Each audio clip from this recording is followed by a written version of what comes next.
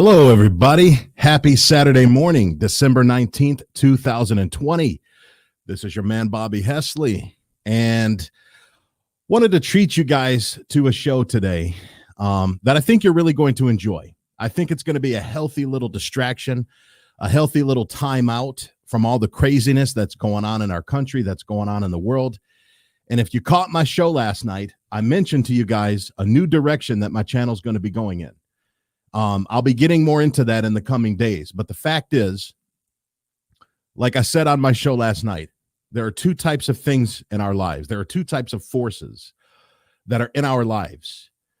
There are things that we can control, and there are things that we can't control. Okay? That's a very important distinction. And the people who are the most happiest on this planet, in my opinion, are people that are able to successfully discern the things that are completely out of their control, or at least out of their immediate control, and the things that they can actually control. Okay? You're going to be really happy in life if you can do that. And there's something in life that we can control, that we must control, and that our virtue and that our happiness, that our peace, and that our success in life stands or falls on. And that's whether or not we have envy towards others. Do you have envy towards others? You could be honest. It's something I've struggled with throughout my life. I'm going to be transparent about it. And a lot of you have been giving me some feedback lately that you miss my walk and talks. But the fact is, in Michigan, it's really cold right now. It's really snowing. It's really icy right now. And I actually miss my walk and talks too. I miss doing them.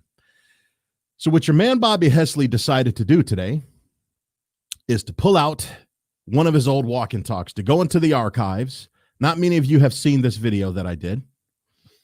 It was actually during the debates while Trump and Biden were still going at each other in the debate season. This was a few months ago.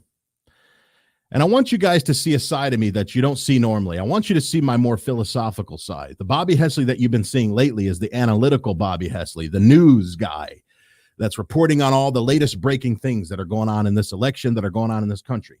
And again, those are all things that none of us have any direct control over, okay? We voted, we rallied, we argued, we marched, we did all those other things that we had control over doing, okay?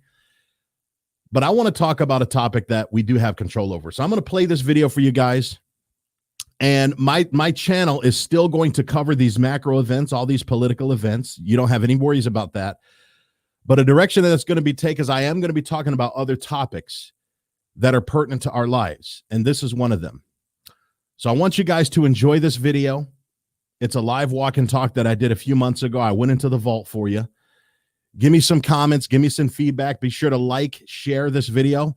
I want you to really watch and share this video with everybody. I want you to reflect on everything that I teach in there. You may or may not agree with everything because it does come from a Catholic moral perspective.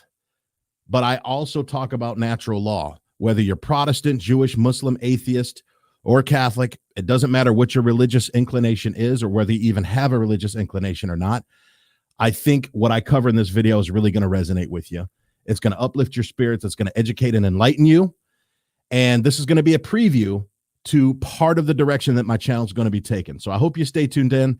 If you haven't done so, please subscribe to all of my social media channels, which I make really easy to do in the description section. And I will see you guys on the next broadcast. So enjoy this video. I really hope that it ministers to you as it did to me as I was doing it. And I will catch you guys on the other side.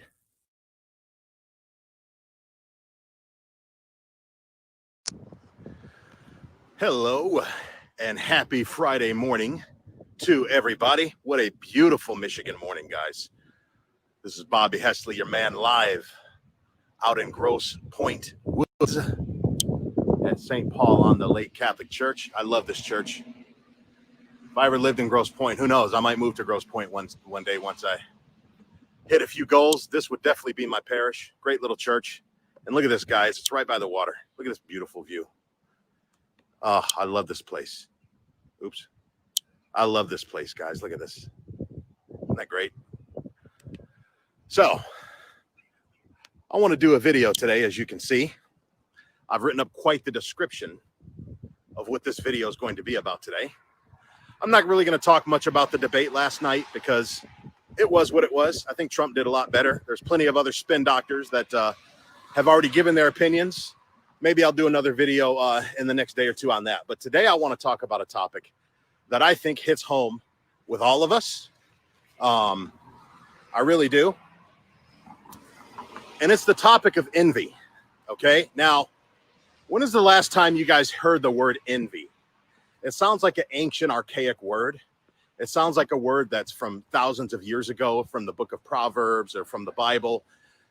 But guys, envy, I would say that the defining vice of our culture right now, well, one of the defining vices of our culture, we've got other vices like lust that lead to the death of 60 million unwanted babies. When people separate sex from babies, when they separate the unitive from the procreative, you end up with 60 million dead and unwanted babies. So lust is probably the defining vice of our culture. But I would say a close second to the capital vice of lust is a cousin of lust called envy, which St. Gregory the Great classified as one of the 7 deadly sins. And I believe that the United States of America is the greatest country in the world simply because we live in a country where if you see somebody who's successful, okay, rather than having an instinct to envy that person and to drink a bunch of haterade, you actually have the opportunity to either achieve what they've achieved or even surpass what they've achieved. That's why I love this country, guys. So why am I filming this from Grosse Pointe Woods out on Lakeshore Drive, where all the millionaires live and all the 1%ers play?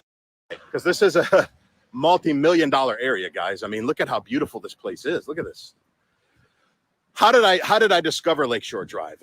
Am I some kind of, elitist that's too good to walk through my own neighborhood? No, guys, this is my old neighborhood. Grosse Pointe is Bobby Hesley's old neighborhood. This is one of my stomping grounds in my childhood. You know how I discovered the city of Grosse Pointe, guys? It wasn't because I read some snobby magazine and I wanted to pretend like I'm rich. I discovered Grosse Pointe because when I was a child, I spent half of my childhood as a ward of the state in Michigan. I was in the juvenile foster care system for half of my childhood, guys. And one of the group homes that I went to was Children's Home of Detroit out in Grosse Pointe on Mack Road. It has since become, been bulldozed down and become like a senior retirement community. But that's how I discovered Grosse Pointe, guys. I discovered it through pain and through trauma as a child. And I always loved the city as a child. And look at this, guys. Let's dream for a second. I remember when I was a kid, I went to Pierce Middle School. When I was in the 6th grade, anybody who lives in Grosse Pointe knows Pierce Middle School. I went to Monteith Elementary School, which was right down the street from CHD, from Children's Home of Detroit. Look at this beautiful water. But I used to go to Pierce Middle School, which is down that way.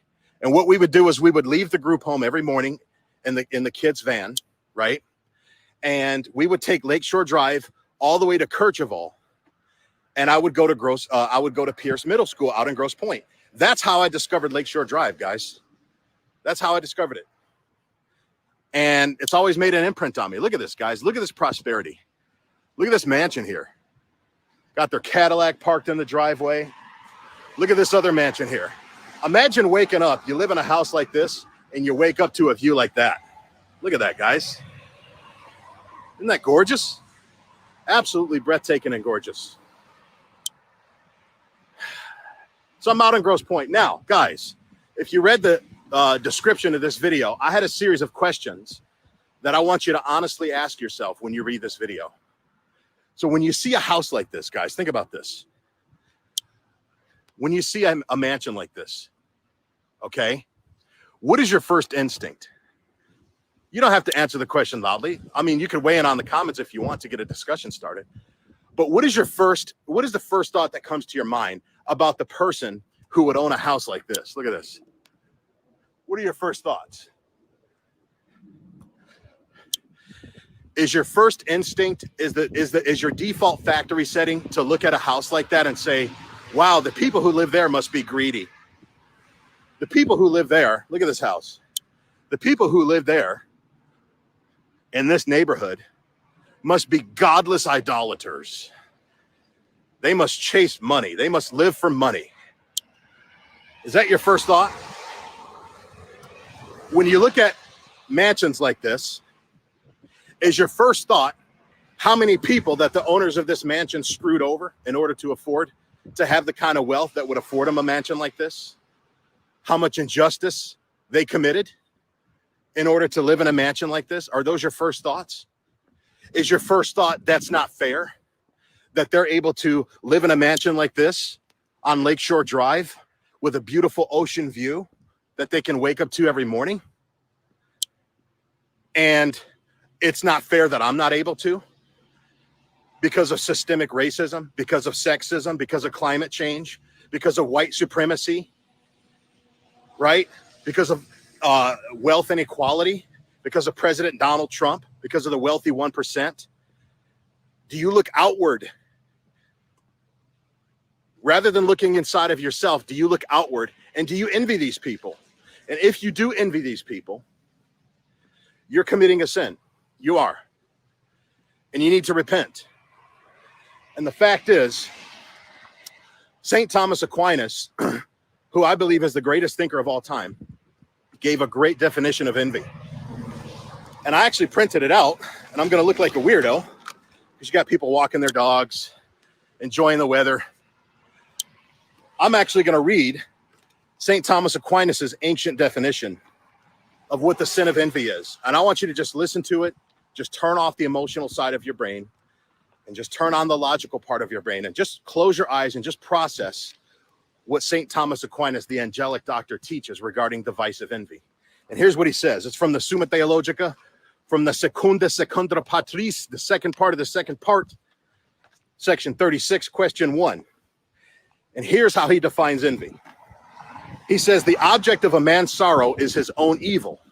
Now, it may happen that another's good is apprehended as one's own evil.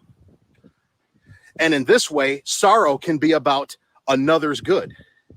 But this happens in two ways. First, when a man is sorry about another's good, insofar as it threatens to be an occasion of harm to himself, as when a man grieves for his enemy's prosperity, for fear lest he may do him some harm. Such like sorrow is not envy, but rather an effect of fear, as Aristotle states. So a lot of times we might think that we're feeling envy, but we're really feeling a legitimate fear. If somebody who wants to harm us prospers, it's not envy if you have sorrow or fear over their prosperity, because their prosperity can actually harm you, right? It can. That's not envy. But then he goes to define what envy is. He says, secondly, another's good may be reckoned as being one's own evil, insofar as it conduces to the lessening of one's own good name or excellence. It is in this way that envy grieves for another's good. And consequently, men are envious of those goods in which a good name consists, and about which men like to be honored and esteemed, as the philosopher remarks. Whenever he refers to the philosopher, he's talking about Aristotle. So that's what envy is, guys. According to St. Thomas Aquinas, the sin of envy is sorrow over the good of another. So just be honest, guys. When you look at these mansions here, look at these beautiful mansions, multiple million-dollar mansions, no doubt about it, with a view of the lake. Look at this. Do you feel sorrow over the good of this person who owns this mansion? Do you feel jealousy? Do you feel like laws should be passed to raise their taxes so that you can punish them for their success? If that's how you feel, folks, you're suffering for the sin of envy, and you have some self-examination to do. Because here's what the bottom line is, guys. I feel like a lot of people hide behind the sin of envy. I really do. I feel like people use the sin of envy as a coping mechanism. We all use sin to cope, whether it's the sin of lust, the sin of greed, the sin of pride. To oversimplify what sin is, obviously it's a transgression against the law of God, either in thought, word, or in deed. That's the formal, definition of what sin is, according to Catholic moral theology. But if you want an oversimplified, modern, more therapeutic definition of sin, it's basically a coping mechanism. That's what sin is. It's a disordered coping mechanism. It's a disordered attachment to earthly goods, to earthly temporal things that cause us to cling to those things in a sinful way that's displeasing to God. That's what envy is. So guys, I want you to think about something. People that afford mansions like this, look at this. People that live in mansions out on the water, ask yourself, what did they do to get there? That should be your first instinct. For all of you young men, particularly young black men who might watch this, I want to give you a piece of advice. I once read a book one time of a guy who became a millionaire many times over. I read this when I was younger. I'm ashamed that I forget what his name is because it was a great book. But you know what this guy used to do? He used to go through neighborhoods. He would come out to neighborhoods just like Grosse Pointe, real prosperous, rich neighborhoods. And rather than feel envy, rather than feel like, oh, I could never do that. How dare them be prosperous and not me? Where's my share? They're hogging up all the wealth. You know what this guy would do, guys? He would literally go door to door. He would walk up to somebody's house. He would walk up to a mansion. And he would knock on the door or ring the doorbell. So imagine me walking down this driveway, right? I see this mansion here on the lake, and I walk down this driveway, and I ring the doorbell. Now, obviously, if there's a no trespassing sign, if there's a private property sign, obviously don't break the law, okay? Don't get the cops called on you. Don't be an idiot about it. But what this guy would do is he would ring the doorbell of a mansion. The person would come to the door. Most oftentimes it'd be the owner. And he would ask them, sir, I'm not here to cause any trouble. I just wanted to ask you, I don't have anything for sale. I don't have anything I want from you. But I just wanted to ask you if you're willing to share, what did you do to be able to afford to live in a neighborhood like this? I'm just curious. I'm trying to better myself. I'm trying to expand my knowledge. I don't feel like going to college and getting into a bunch of debt and wasting 4 years of my life is the path that I want to go with my life. So I'm trying to think outside of the box, and I'm trying to figure out, wow, look at this beautiful gazebo. Look at that. And I'm trying to figure out a way for me to have prosperity and wealth and success without having to go to college. So if you wouldn't mind sharing, sir, what did you do to get to where you are? Now, young black men, if you're watching this video, don't listen to what the media tells you. Don't listen to what the Democrat Party tells you. Don't listen to what the left tells you when they try to program you from childhood. And guys, I grew up in this, okay? I grew up in Brightmoor, Detroit. I grew up in the Detroit public school system.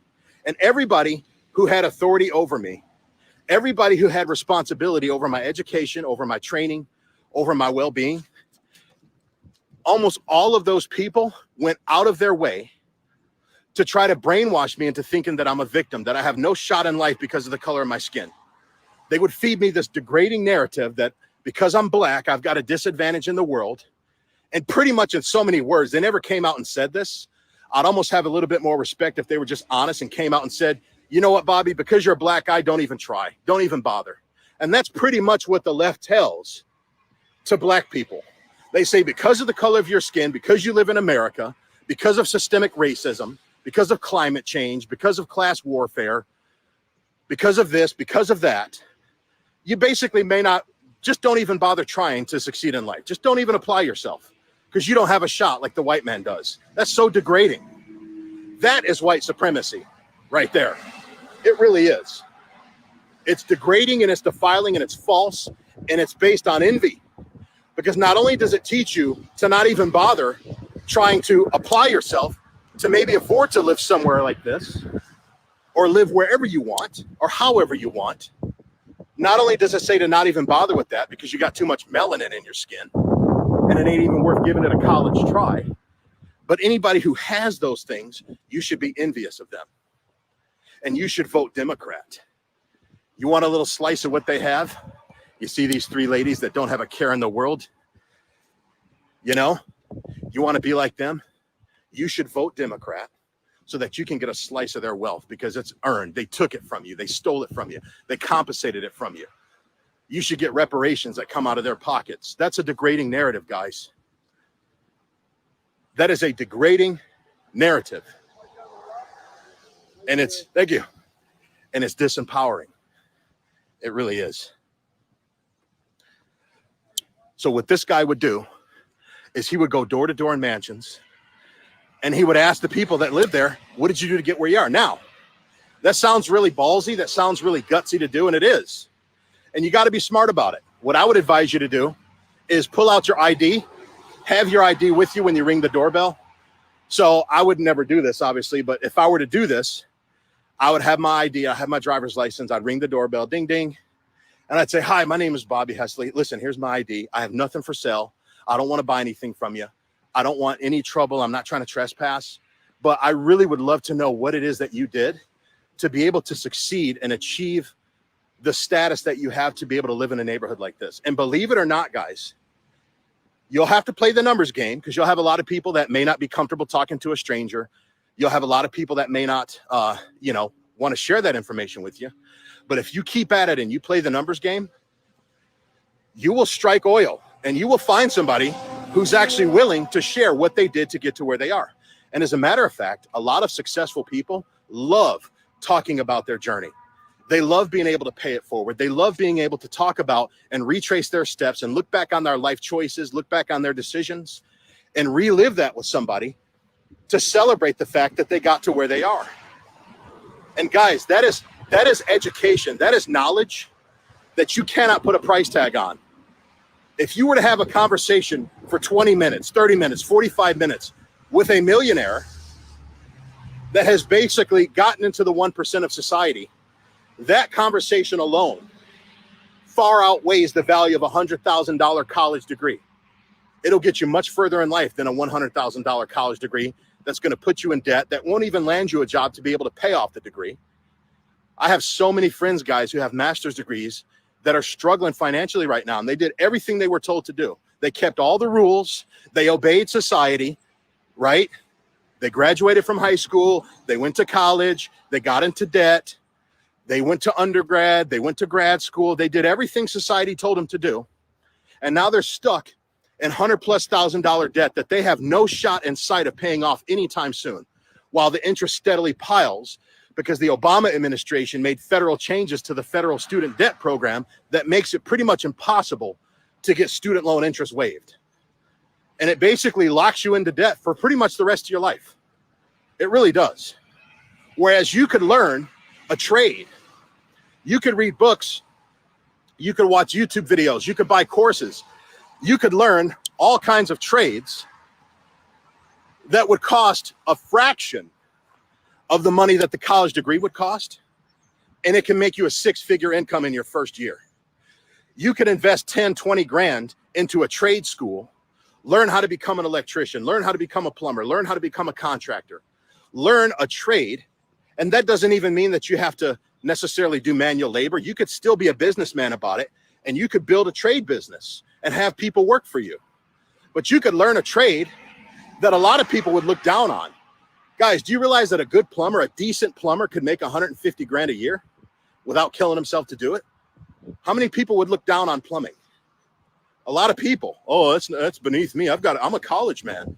I've got a college degree. I can't do plumbing. I can't unplug toilets.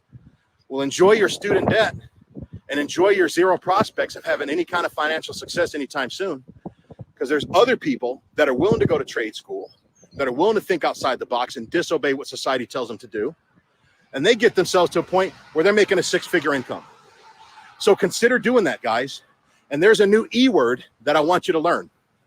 I want you to unlearn the E word of envy because it's a sin. You need to go to God with it. You need to repent of it.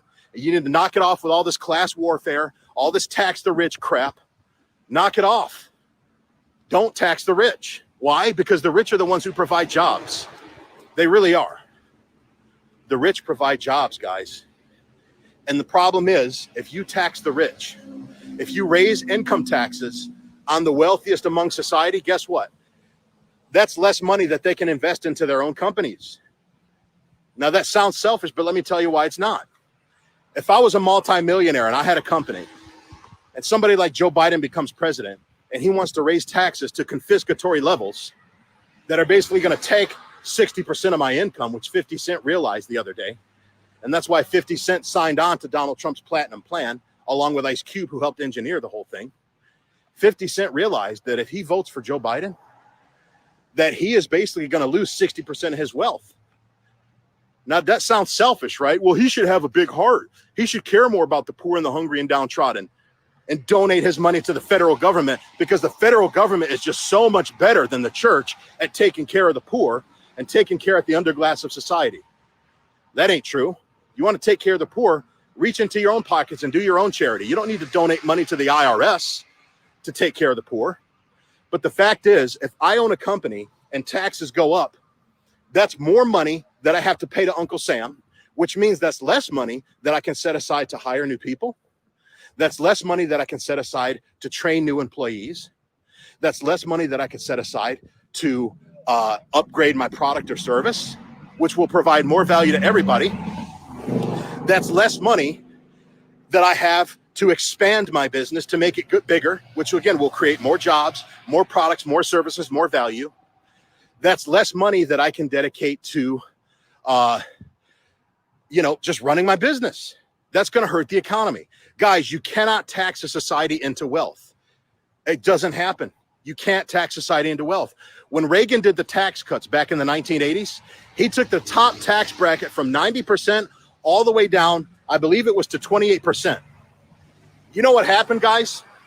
When Reagan cut the tax rate from 90% to 28%, Google the Laffer curve, L-A-F-F-E-R curve. Google Laffer curve. You can read all about it. When Reagan cut taxes that low, you know what happened, guys? The economy didn't go into a tizzy. Revenue to the IRS quadrupled. Think about that. When Reagan cut taxes in the 80s, revenue to the IRS quadrupled. You know why? Because business owners were able to take all that money, reinvest it in their business, create more jobs, which creates a bigger tax base, guys. The more workers, the more employees, the more independent contractors, the more business owners there are in a society, the bigger that society's tax base is. The more people that are working, the more people there are that are able to pay taxes. It's just simple math. It really is. And that's why revenue to the IRS quadrupled when he did that. Look at what Trump did. The Trump tax cuts set the economy on fire. He had to shut it down due to COVID, but that's because more businesses, more jobs, more trades, more employees were able to be created. So this sin of envy that's celebrated by the culture, you got to unlearn that stuff, guys. And there's a new E word that I want you to learn to replace the E word of envy with, and that E word is emulation. Emulation, E-M-U-L-A-T-I-O-N. Look that word up. Rather than feeling the instinct of envy when you see someone who's more successful than you, when you see someone whose success indicts you, whose success makes you feel inferior to them, whose success causes you to look at yourself and say, what have I done with my life to where I can't be where that person is and they're able to be where they are? The next time you feel that feeling, guys, I want you to practice the contrary virtue to envy, which is called emulation, where you seek to actually copy the behavior of that person who's achieved a status or a goal that you want. Don't hate on them. Don't envy them. Don't vote for socialist politicians that are going to unjustly confiscate their property that they worked hard for, that they took risks to make, that they provided jobs to make. Don't do all that. Learn from them. There's more than enough to go around for everybody, guys. This notion of a zero-sum game, that every time somebody gets rich, somebody has to get poor, that's just nonsense, guys. It's socialist, communist, Marxist nonsense. It doesn't exist. And every society that tries to live by that nonsense goes down the tubes. Look at Argentina. Look at Venezuela. Look at Cuba. Look at all these socialist countries that go to hell in a handbasket real fast because they try to promote equality by bringing those who are at the top down to the bottom where everyone else is, rather than putting policies in place that bring everybody from the bottom up to the top, or gives them a shot to work their way up there with upward mobility. So, going along here, guys, I'm going to finish the rest of my walk. I just wanted to do a video from the heart, guys. You got to stop virtue signaling with all this leftist envy. You got to stop hating on people and demonizing people and vilifying people who take risks, who delay instant gratification, who give people jobs, who go through years of training, who do everything they have to do to get to a place where they're the object of people's envy. Just up your game, guys. Change the way you think. And I've given you some tools, hopefully, that can help you do that. Don't be afraid if you see successful people. And I'm not saying you have to go door to door. Let's say you see somebody driving a nice car. You see somebody driving a Lamborghini or something. I guarantee you, if you were to pull that person aside and just be real nice, be real polite, be real apologetic. Hey, I'm sorry. I'm sure you got somewhere to go, but I would love to know what it is that you did to be able to afford a car like this. Did you go to college? Did you start a business? What kind of business? And I promise you that they would be more than willing to share that information. And if you want a little exercise in that, pull up the movie Pursuit of Happiness with Will Smith that came out back in 2006 with his son Jaden. There's a whole scene dedicated to that. Will Smith's walking down the street, broke off his butt, trying to figure out what his next move is. And he sees a guy parking his Lamborghini out front. And he says, what did you do to afford that? And how can I get one? And the guy told him, he said, hey, I'm a stockbroker. He pointed to the stock building where he works at. And that the rest was a wrap. Christopher Darden, the guy who that movie was based on, it changed his life when he met that guy in the Lamborghini, because that guy shared with him the path to wealth. He went on to become a real successful stockbroker, a millionaire many times over, an author, a motivational speaker, entrepreneur, a guy who had a Hollywood movie made about his life, played by the top actor in Hollywood at that time, Will Smith. All because he had the humility to pull somebody aside and say, hey, what did you do to get to where you are? And that's another cousin of envy, is the sin of pride, guys. If you suffer from the sin of envy, if you're one of these virtue signaling, class warfare, social justice warriors, chances are you also suffer from the sin of pride. Because pride says, I should have what this person has. I deserve what this person has. They don't deserve what they have. I deserve it. They probably screwed people over to get it. Whereas I would get it righteously. I wouldn't hurt anybody to get where they are. God, give me the chance. Show me how. Let me show you how I could do it. That comes from pride, guys. It's prideful. And just because you have a Facebook account, that doesn't turn it into a virtue. Humility is, this guy has what I want. I'm going to ask him how he got it. And if he's not willing to share that information with me, I'll keep asking until I find somebody who will. And it won't be too long before you find somebody who does, guys. Humble yourself. All right? And that's why I do some of these videos. I'm going to be doing more videos like this about wealth, about success. And obviously there's more to life than money, guys. But the fact is, if you want to have a decently comfortable life in America, you got to be willing to learn a certain set of skills in order to have that life. If you ever want to start a family one day, I mean, unless you take vows of poverty and you're going to be a single missionary, you should probably be working on upping your money-making skills. And there's plenty of ways you can do that, guys. There are very low barriers of entry into a successful life, like never before. There's technology, there's smartphones, there's YouTube, there's the internet. There are so many tools at your disposal that we didn't have just 10 or 15 years ago that you can utilize to become a six-figure earner, to become a millionaire, if that's how far you want to go. It's up to you how much money you want to make. You got to decide what works for you and go from there. So a lot of the people that live in these houses are auto executives, doctors, lawyers. A lot of the people that live in these kinds of houses, guys, are people that provide a lot of value to society. And they were rewarded for that. These people worked hard. These people took risks.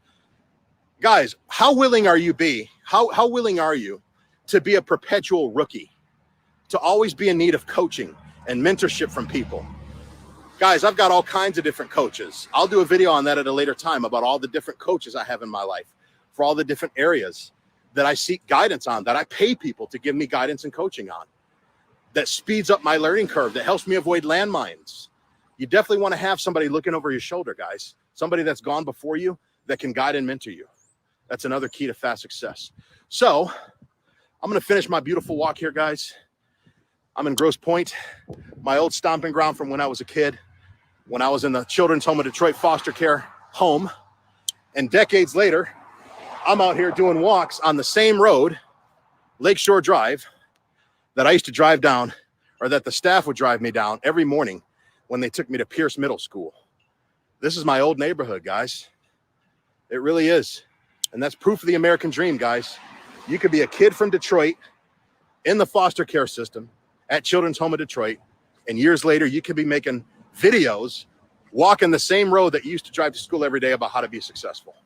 I own a rental property not too far from here in Harper Woods that's actually in the Grosse Pointe School District. that I'm getting ready to sell for a pretty nice profit. Thanks be to God. Now, you can either hate on me for that. You can either envy me for that and try to peek into my heart and say, oh, this Bobby Hesley guy's a greedy guy.